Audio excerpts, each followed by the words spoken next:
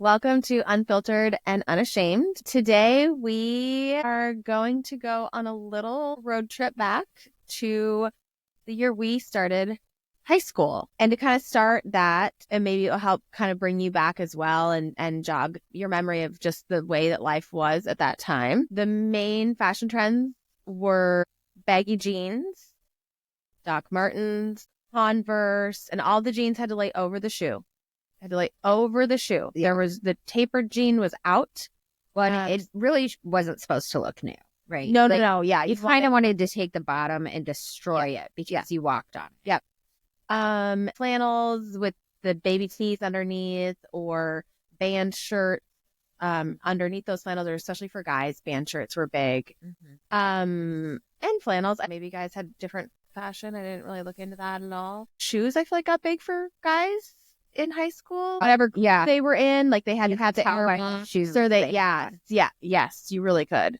The traditional brown leather Docs were for the preppies and the 100%. And the really fun colors and patterns and designs were for maybe. You had Dream. a cool pair. What was yours? I had a green pair. I thought they were green. You had a green pair. No, I had blue. Blue, okay. Yeah, someone else had green pair. I had blue and red. But I was gonna say, I had red, and that went up high though. They were tall boots. Sure, my red ones were shoes, more the loafer style. Gotcha. Yeah, mine were all boots, and I had a green pair, maybe a black pair, and I had a pair that looked like crocodile, even though it wasn't. Yeah, it's brown. They were really shiny. Right.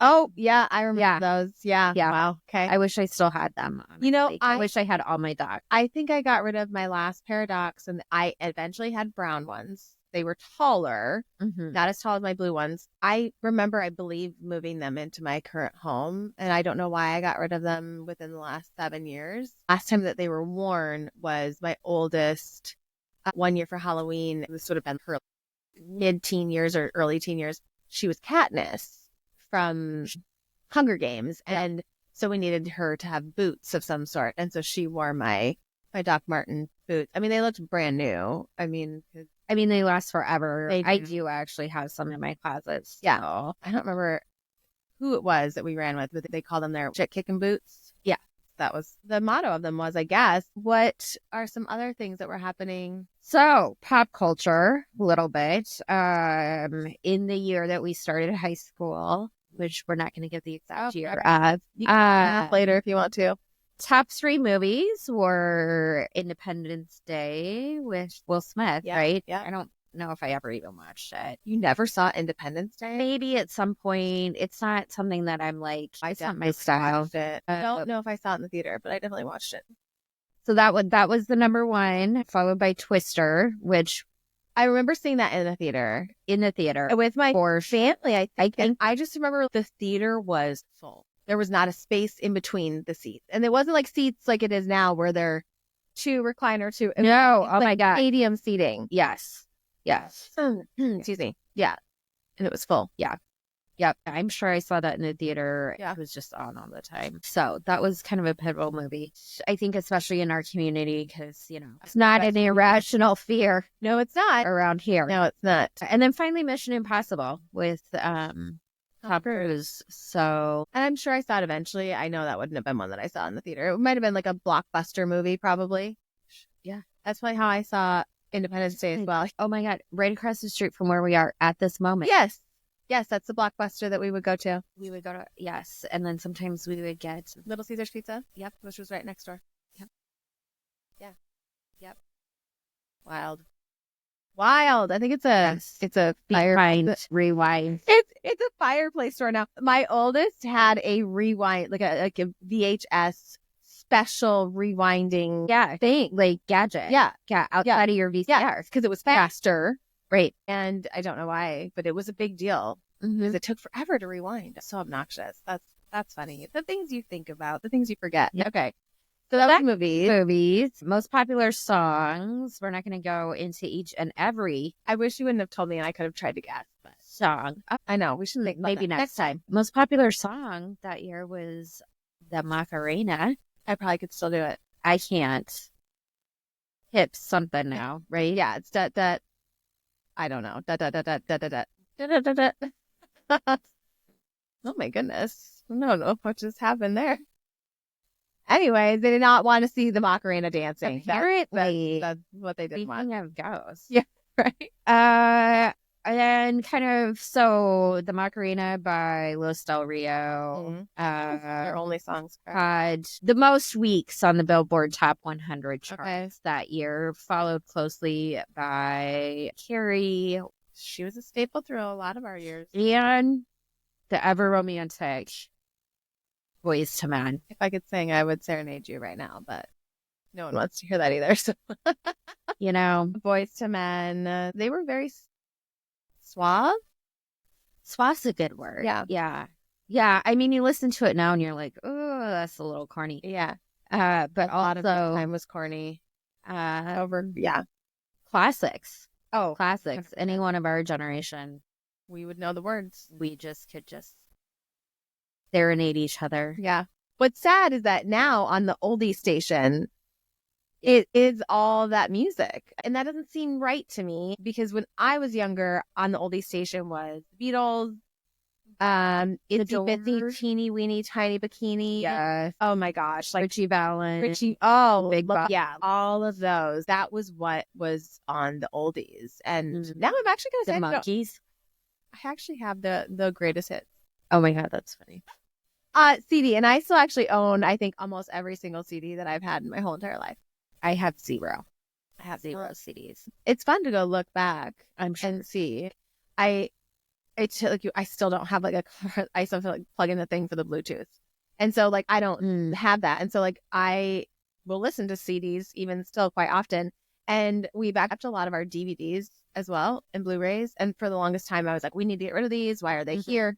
I've now taken them off the shelf. I hated that they were on the shelf. So they're no longer on a shelf. They're in totes. But it's helpful because we the other night wanted to do a movie night, and half the time you want to go watch a movie and you try to stream it. Yeah. And you can't find it or you have to rent it. Yeah. And so it is kind of nice. So kind of just, bringing us back into that time and our and the mindset, we were discussing that we did get to school on our first day of freshman year together. Not nearly as nerve-wracking as the first day of school in 7th grade. No, because we had our group. We had people. I know for myself, I felt a little off just in the sense that, so the one, like we had a group and one particular person is who I kind of locked heels with through 7th and 8th grade. And they moved after 8th grade ended. Oh my gosh. Do you remember that 8th grade movie that was made? Yes. I don't know if I still have that though. I doubt I have. Oh man. That would have been on VHS. Yeah, it would have been on VHS. Crap, I've forgotten all about that. Wow. But do you remember how it ended? It was a picture of me and her. Everyone was weeping because we knew that she was leaving. And it was like a couple that broke up because we just kind of just constantly interlinked and locked together. And so for me, it was like, I was so grateful to have you and the other people in our group to kind of, we were always a group, but I always had my like solid person and I didn't have that anymore. So it was very comforting to have those people to walk through those stores with, because I don't recall doing a walk through the school before the first day. I feel like they're more gracious to them now. My upcoming high schooler, we've already done a school walkthrough and it's not even the end of 8th grade yet.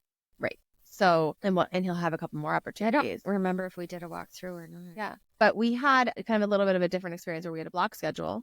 So we only had 4 periods a day, which I personally think is fantastic. Every high school would have gone to that. I don't know why. Actually, I believe that high school is no longer doing it. I don't know why. I feel like it gave us time to lock in on certain things. I think each class got to do more. There was a lot more class involvement, I feel like, in projects and stuff like that. So that was time. There was like actual time to do 90 minutes. Yeah. You had 90 minutes class. Yeah. Because it wasn't 40 minutes. Right. You had time to actually like set up and do the work. Yep. Yeah. And so that was cool. But it was interesting because our group kind of grew in high school. Sure. Yeah. But not. Yeah. We had like a core. Yep. And then each of us became maybe friends through classes or other whatever. Well, because you had to find somebody somewhere. Right. In every space, you had to find somebody that you could gravitate towards. And the flip side of 90 minutes is you don't want to be in there for 90 minutes without a friend. You make a friend. Yes. Oh my gosh, if they were gone on a day, it was awful. But I think one thing that we should be really proud of for each other, but also the rest of the people that we associated with, was we allowed people to bring in other people. Yeah. So it's like I was, it's like, oh, here's this girl I met in homeroom. And it was more the merrier, which is, I think, somewhat unheard of in high school. And all different kind of walks. I mean, like, eventually we kind of had we had, preppy, we had goth, we had grunge, we had just skaters, and just like also just the like just really identification sort of people. I mean, we had it all, and everyone was always welcomed. I don't recall any nastiness in that group. Not within the group. No. Yeah. No. Which was nice. So not only were we pretty open to additional friends, but I do think that there was some sense of not allowing bullying. Most of the time you find like-minded people, and I think we were just good people. And I think some high schoolers struggle. I know I have some clients that I talk to about this now with their high schoolers, and I see it within my, like, again, my oldest has already gone through high school and my middle is entering. I see it in the sense that some kids, they just struggle with being nice. I think it's their own internal, something's going on. There's obviously something there. And we just had people, they had struggles. Oh, for sure. Oh, everyone had stuff going on at home. Yeah. Yeah. Yeah, that's very true. Maybe you didn't know it now. Looking back, we know for sure that everyone had stuff going on at home. But we didn't necessarily know that at the time. But yeah, now it's full circle. It makes sense. Right.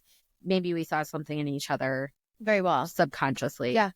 And I think that's a very valid, I'm trying to kind of just remind myself of this and my kids. We've talked about it a couple of times, is that, it seems so simple of a thought, but you really have no idea what is happening in your neighbor's house. Right. No clue. I think anyone who listens to true crime can understand that.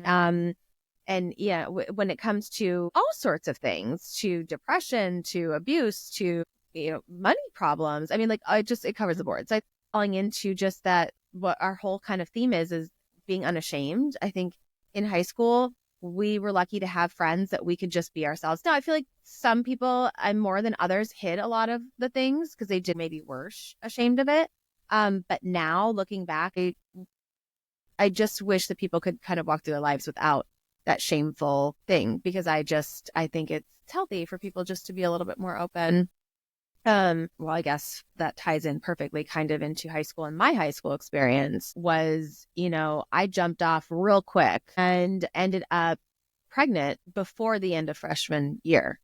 When someone had asked me the other day, like, how did people accept it? I'm like, well, no one knew at the beginning. And I found out I was pregnant on April Fool's Day, because it was supposed to be a joke. That was going to be ha ha ha. But our school district ends in May. And so no one really knew. And then here I come, beginning of sophomore year. I mean, because you would have been, what, 7? I was due in November. It's like 6-ish. Yeah.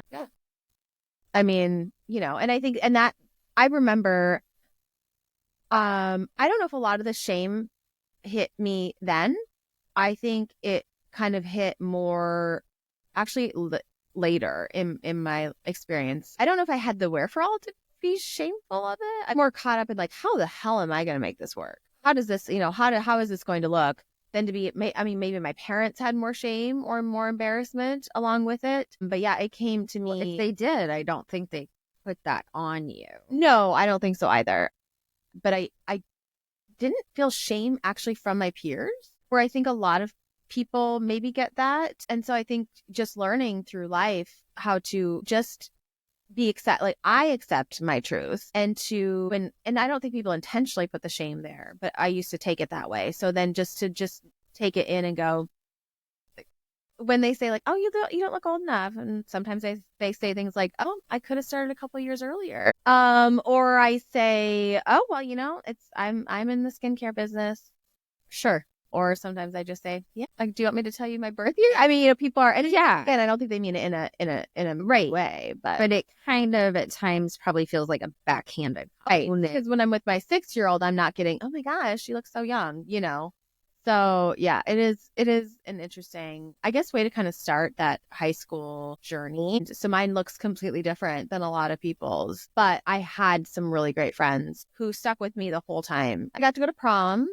Right. We went to junior prom together. We did. So follow our social media. We will be posting some of those pictures coming up. But yeah, I think high school, I look back on high school and I feel like I almost look more fondly on middle school just because for all those relationships were new and really like kind of fun. And high school, I had to grow up really quickly and we were always more mature than everyone else. But I think, high school that just shows that really that where that middle school part really makes who you are because who you were hanging out with and who you're associated with. And obviously I had a good radar for friends, not for boys. I think that would probably be true for all of us. Yeah. If I think back to, the young ladies of our group, I don't think any of us had great radar when it came to dating. No, we were not good at that. And I don't know if we wanted the broken ones. I don't know if we wanted. Yeah. I don't know, but I think that's a common thing. For sure. Also, like, I mean, come on, teen romances. Like, isn't it all broken? Drama. Yes. Really? Yeah. Like, isn't it? Yeah. The drama, the stress. Again, trying to live through the movies, right? Like, you fantasize about that, like, romantic kiss. Of course. Like, why wouldn't you want someone to, grab you, twirl you, and just look at you and say all these wonderful things and give you all that? Oh, we don't live in a movie. And trying to compare, I think that's part of the problem with that age is that we feel so inadequate because we're not living this magical experience that is portrayed to us through movies and books. Books, yes. Yeah. I mean, that was right. And that was our access to media. Right. Yeah. And TV shows. I mean, that was the time where, the Jordan Catalano, Angela. Oh, God. Relationship right there set the tone. Absolutely. I mean, just come on. Yeah. If you're right. People who are not familiar, Jordan Catalano was the dreamiest boy that we would have loved to be chosen by and treated like crap by, I'm sure. Because we all wanted to be Angela. Well, yeah. Who was played by Claire Danes. Yes. Yeah. And this is the show My So-Called Life. He chose her. Right. But he was an asshole. Oh, it was bad. But the thing is I don't think that's the thing with boys at that age. I truly don't think some of them, yes. A lot of them, it's not intentional. No, they're on their path. They're on their path. They're doing their thing. And we are, as girls, we are not like that. Well, we're socialized to be a little more accommodating. Right. Well, and I think we just want more. And they're just like, huh? But yeah, My So-Called Life, I think it ran for 1.5 seasons. I know I caught it streaming a couple years ago. Watching it felt the exact same sensation in my physical body. And that if I were 14 or 15, again, watching it. Yeah. People are always so shocked. Kids they're sexually active and they're so young and this, that. Like we're trying to fulfill what we're being shown and taught. Sure. Even for people who were not having sex in high school, it was still a topic of conversation. They all had their own opinion on it. That's how they were loved. We're going to be together forever. Some were, I don't want to have sex at all until I'm married. It was all over the checklist item for me. You were very like, these are the things I need to do in high school. Have to happen by the end of senior. Well, and there was all the like Y2K shit, right? So the world was ending. No. Supposedly. I mean, who was going to die at midnight if they were still a virgin? Certainly wasn't going to be me. No. I made sure to check that box. That's amazing. That's awesome. It was like a story. That it was like a goal. I mean, I remember who. Yeah. For extra context, there was a movie going to create noise, right? In the background. Yeah. And it didn't dawn on me until probably 5 or 10 years later, the irony that it was American Pie. Oh my, that's funny. Yep. Another classic from our youth. That is 100% your virginity. Like that's the whole message of the movie. Yes. However, whichever way you can, get it done. Get it done. And I got it done. That's really wild. That's funny. It was a positive experience. Oh, that's good.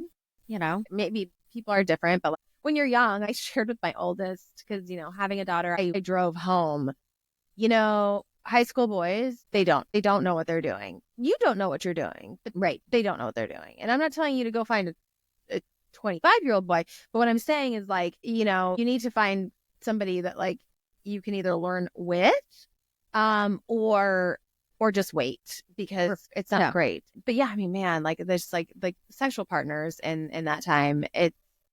I suppose you have to learn somewhere, right? But like, it's just, again, it's not like the movies. No. It's not like the movies, and you don't. And you know what? It doesn't matter how many partners you've had or how many times you've engaged in that activity. It's never like the movies. I've never rolled over with my sheet just lightly laying just at the top of my butt cleavage, like, and sleeping beautifully. I mean, I'm sure I'm like open, like, there's no, yeah, you gotta go to the bathroom. Yeah, like all the things. Yeah, no, it's a movie. But again, I mean, I think that's something that is so hard because it's what you're shown in across the board. I mean, in songs, in movies, on, I mean, I don't know. I hear that there's like those sorts of things on social media. My algorithm doesn't take me there, but I mean, I'm sure you don't see it there either. So yeah, but I think it is naive for people to think that sex is not happening in those age ranges, and it may not actually be happening for your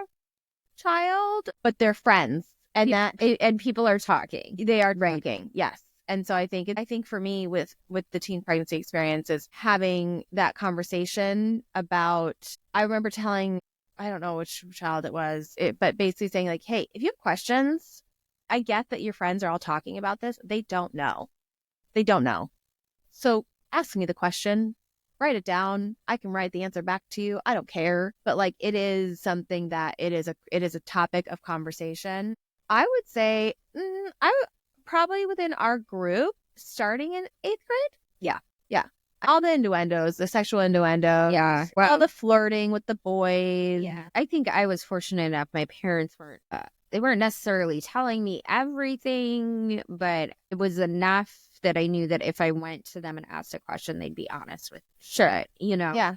And I felt comfortable asking a question. And I think that's huge. Yeah. Like you said, your conversation with one or a couple of your kiddos. A kiddo came home from school one day and told me that one of his friend's moms wasn't doing their job as a mom because she hadn't taught him a locker room word. And so another student was bullying his friend for not knowing. And I think there are certain things that are supposed to come from your friends and supposed to come from those experiences. There's so many different terms. There's so many different words. There's so many different things and slang things and stupid things that kids talk about. And how can, I mean, like, I couldn't imagine sitting down with my kids and being like, here's a list. No. No. I think the reference was just more about like, I mean, I had provided a space where it's open dialogue. Sure, if you want to come ask me a question. Yes. And it, I didn't explain about a slang word. Right. Or what have you. Like, I'll straight up tell you what it is so that you know. I didn't have anyone to kind of go to, so I would go to my friends for that information. And I think so many people are like, how would you prevent, like my kids from having sex? And I don't know if you can.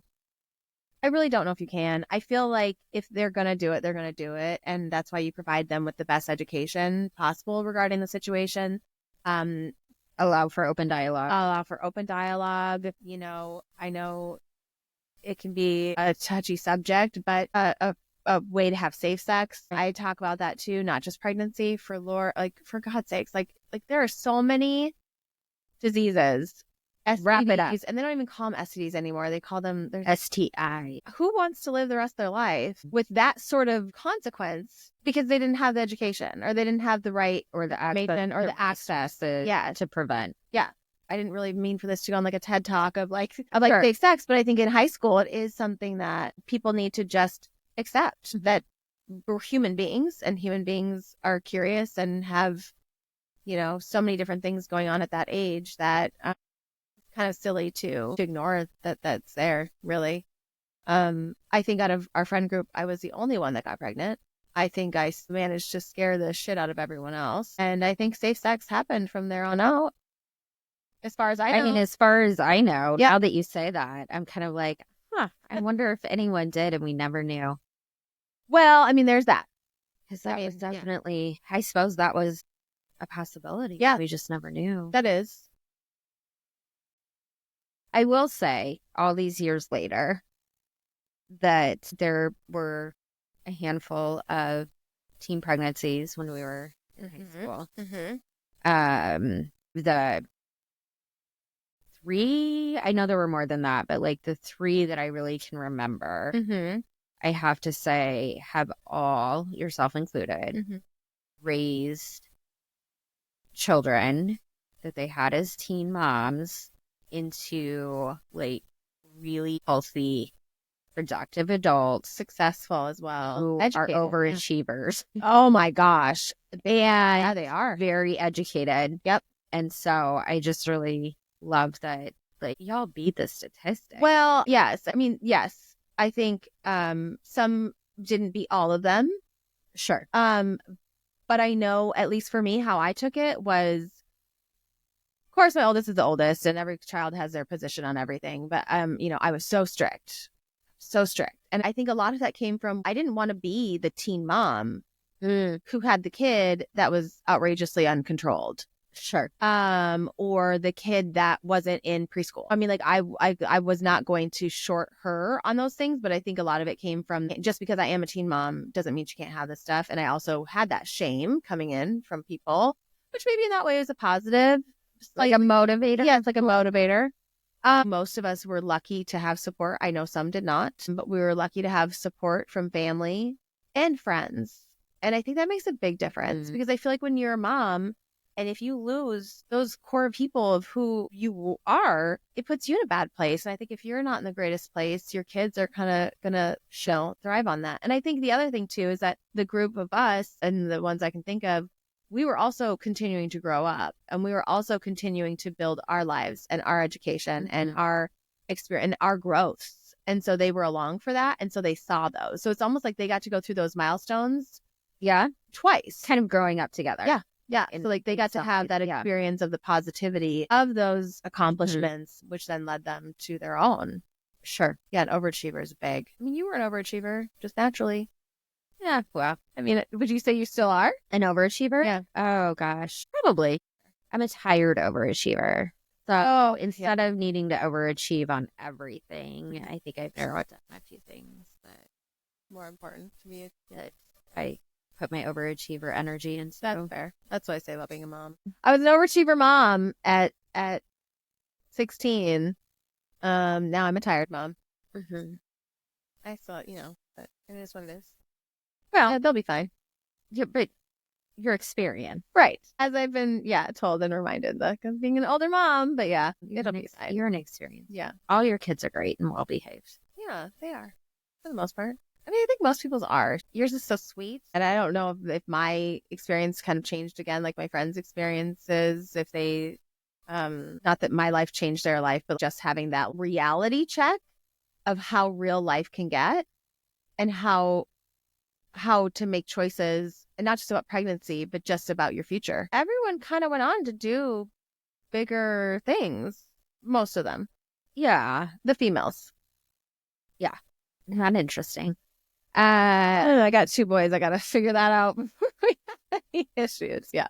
When I look back in reference to how your experiences as a teen mom, being your friend, I ended up in a career of social work and spent a lot of time as a hospital social worker, primarily working with moms and babies, for about a dozen years. And I remember we would fairly often have teen parents. Sure. And sometimes their babies would be in intensive care. Oh, I can't imagine. I remember some staff, of course, falling into some stereotypes and and some judgment, naming, questioning capabilities, etc. And I think for me, having watched you, as a teen mom because you were fabulous. You were a wonderful mom. You were extremely capable. You set an amazing foundation for your kiddo, even though we were in high school. Right. And that really gave me some insight and maybe inspiration as well to say, no, these can happen. These teens can parent this baby. Right. Well, I mean, thank you for that. I think here are the things that I'm watching them do. Right. That some 35-year-old can't do or are choosing not to do. Yeah. Like they're here, they're in it, they can do it. Right. I think a lot of that is maybe where you come from, like how you were raised possibly, or just your maturity level. I don't know how you did that job, number one, because I don't think I could ever do that job. I love that. But I think it is something that for myself, just being, I don't know. I mean, in my mind, I just can't imagine anything different because it's like you have that baby and like, how would you not love the shit out of that baby? Parenting is hard. And then doing it in your youth. I mean, even a 21-year-old. Oh, I know. I know. Now I'm looking at people less than 30 who are having babies and I'm thinking, oh, but you're a baby. Right. Like give yourself having time. a baby. Yeah. Yeah.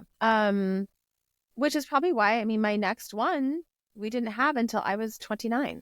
Yeah. Because it was a lot. I mean, and my husband once we got married, I was like, all right, let's go. And he was like, man, no, not yet. Which is fine. And it worked out just great. But yeah, just being young in general, I think is hard. And our society doesn't really welcome it anymore. I feel like it was expected years ago, not teen pregnancy, but just,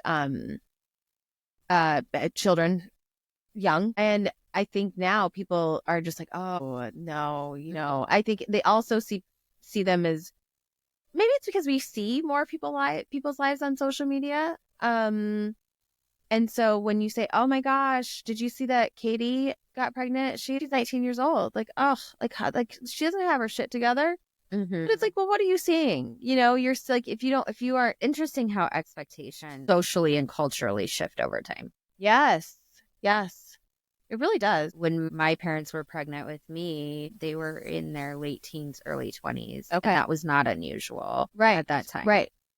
Well, and they were together. And so it was. And they had been together for. Yeah. So then it was just like, okay. It was expected. I mean, not expected, but it was socially kind of the next step. Right? Yeah. I don't understand the shift. I don't get it.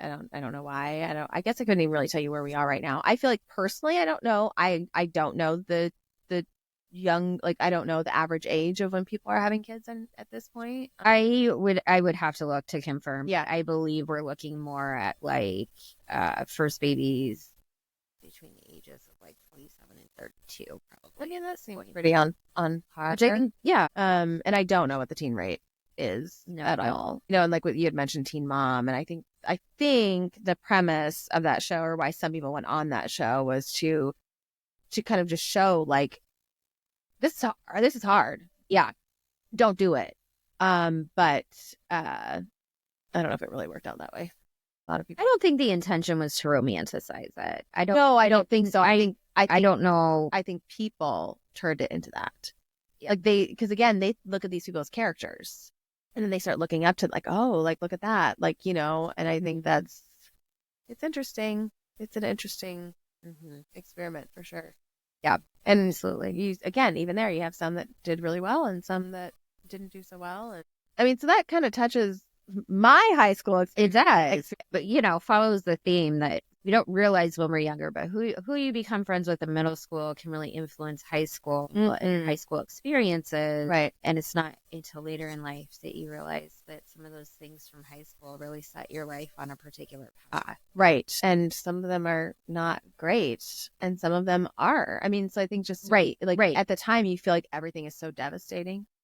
End of the world. So just to kind of go back and pat that, girl on younger self, and just like, girl, like, it will be okay. And any shame that like maybe you had put on you in high school for not getting into the right college, for not wanting to go to college, for the bullying, for the boy you were dating, I mean, like, or the boy you weren't dating, or what have you. Finding your own identity. Yes.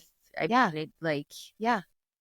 I mean, whether that's related to your orientation, whether that's just like, what group do I fit in with? if any, all of those things are big challenges. They really are.